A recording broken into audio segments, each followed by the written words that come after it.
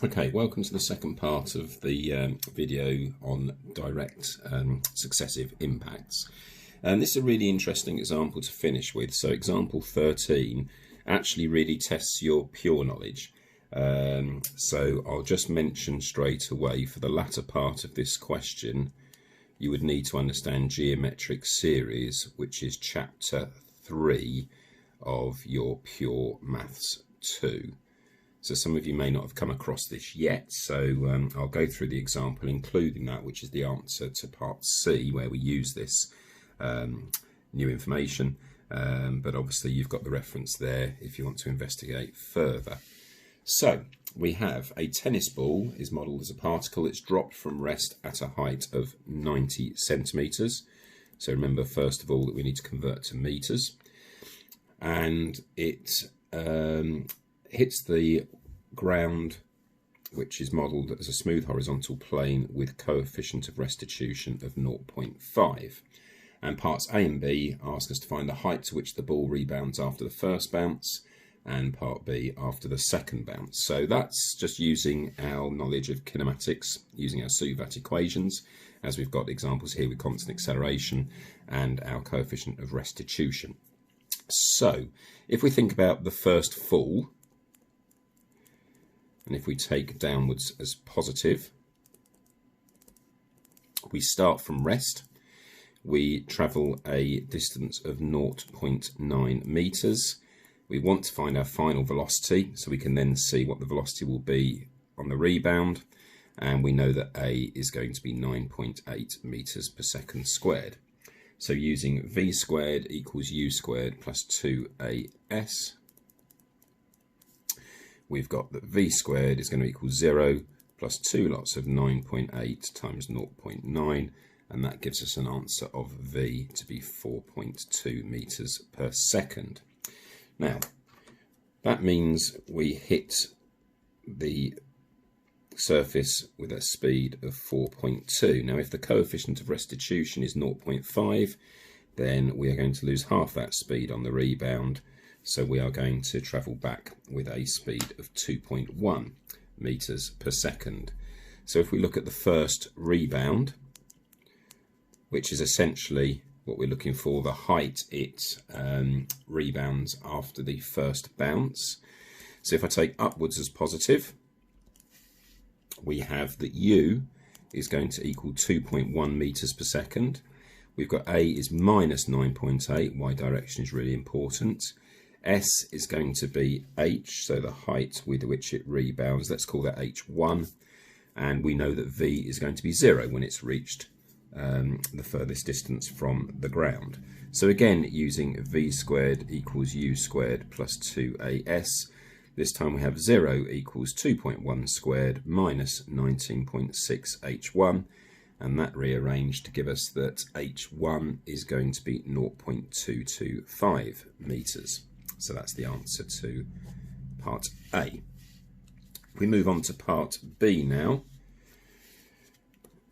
So the second rebound.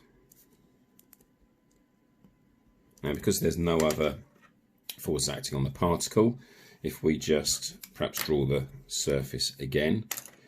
So it's going to come back with a speed of 2.1 meters per second, and then leave with a speed of half of that, which will be 1.05 meters per second. And what we're looking for here is obviously going to be our next height, which, as you would imagine, is going to be lower than our previous. So again, here we have that U is going to equal 1.05 this time. A is still minus 9.8. S is going to be H2, so the height after the second bounce, and V is going to be 0 again. So this time, using exactly the same equation as above, we have that 0 equals 1.05 squared minus 19.6 H2. So this time H2 is going to be 0.05625 to be precise. Now, what we're seeing here is that obviously if that is halved, half squared is a quarter. So you should be able to see that we started with 0.9 meters. The first height which it rebounded with was a quarter of that height and 1/4 again. Now this is important while we consider part C. So if we just go through the total distance travelled,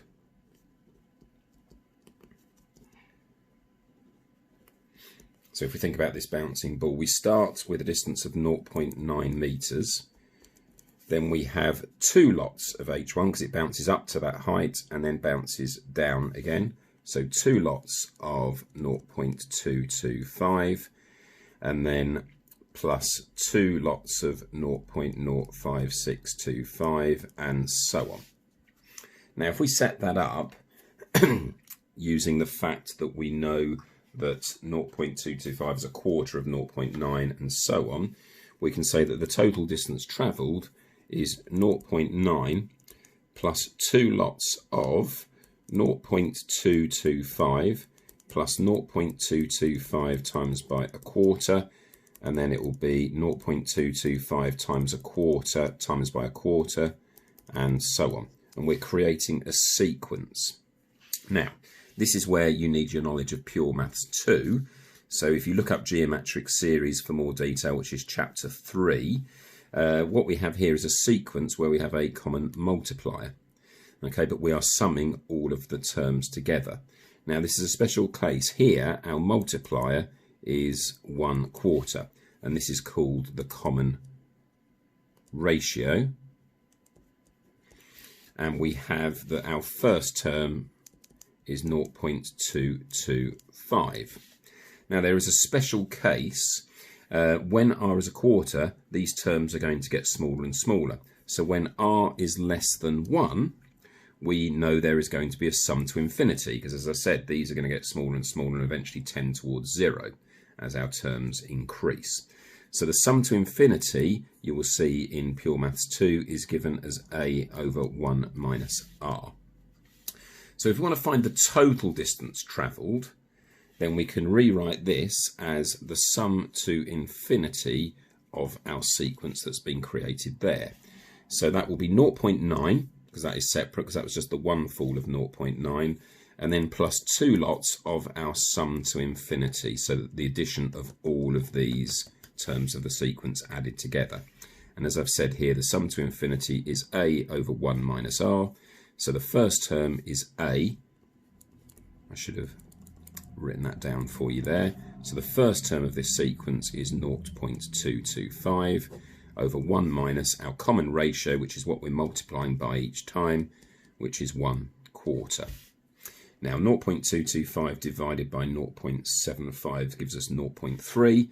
So we have 0.9 plus 2 lots of 0.3, which means the total distance travelled will be 1.5 metres. So a really interesting question there, which tests your knowledge of pure maths at the same time. Now part D, I'll just say verbally, criticise the model. Well, obviously if you bounce a ball, it's not going to bounce an infinite amount of times. It's going to stop a long way before that. So that's one way you can obviously criticise the model. Anyway, that gives you enough information now to complete all of exercise 4D and mixed exercise 4. So that completes the AS side of Further Mechanics 1, and I'll see you again soon when we look at chapter 3, which involves elastic potential energy as well as what we've learnt in the first part of chapter 2, and we move on to two-dimensional collisions, which is chapter 5 to complete the course. So best of luck, and we'll speak again soon.